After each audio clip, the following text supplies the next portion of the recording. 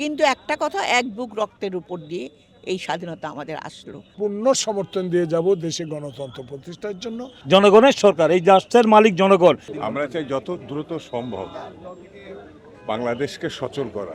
সকলের জন্য বৈষম্যহীন একটা দেশ চাই। ছাত্র জনতার গণ অভ্যুত্থানের মাধ্যমে আমি মনে করি দেশ আমরা নতুন করে একটা দেশ পেয়েছি।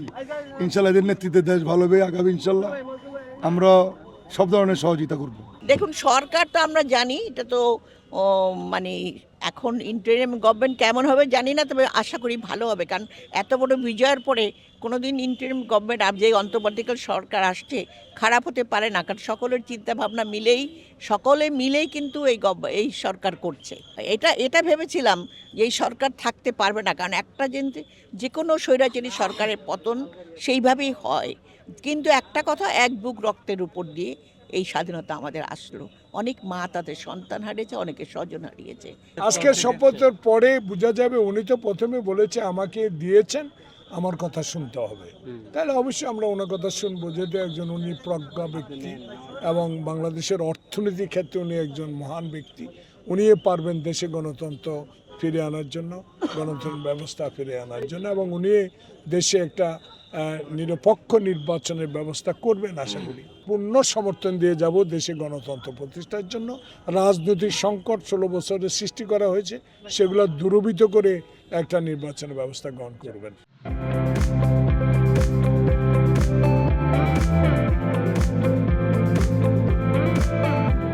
যে আকাঙ্ক্ষা, যে প্রত্যাশা নিয়ে এদেশের ছাত্র সমাজ, জনসমাজ আবার রক্ত দিয়েছে, এটা যেন গণতান্ত্রিক প্রক্রিয়ার মধ্যে দিয়ে আবার কোনো রকম চোরাবালিতে হারিয়ে না যায়। এটা বাংলাদেশের যে একটি গণতান্ত্রিক সরকার প্রতিষ্ঠা হয় এবং মানুষের আকাঙ্ক্ষাটা যে বাস্তবায়ন হয়, যে অতীতে যে গণতান্ত্রিক যে বিধি ব্যবস্থা ভঙ্গ করা, জনগণের যে ভোটের অধিকার প্রতিষ্ঠা করা, জনগণ যে ভোটের 15 বছর যাবৎ ভোটের অধিকার থেকে বঞ্চিত ছিল, একটি জনগণের প্রত্যক্ষ ভোটের মধ্যে একটি নির্দলীয় নিরপেক্ষ সরকারের, আত্মপ্রতিকারী সরকারের অধীনে একটি নির্বাচনের মধ্যে দিয়ে জনগণের সরকার, এই রাষ্ট্রের মালিক জনগণ, এই রাষ্ট্রের যেহেতু মালিক জনগণ, জনগণের সরকার প্রতিষ্ঠা হবে।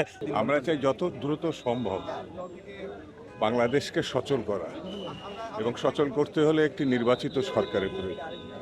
সেই দায়িত্বই বর্তমান সরকার পালন করবে, এটা দেশবাসী মনে করে। সকলের জন্য বৈষম্যহীন একটা দেশ চাই। দিনের শেষে দেশের মালিক তো জনগণ, এবং জনগণের ক্ষমতায়নের মাধ্যমে বাংলাদেশে আগামী দিনে গণতন্ত্র প্রতিষ্ঠিত হবে।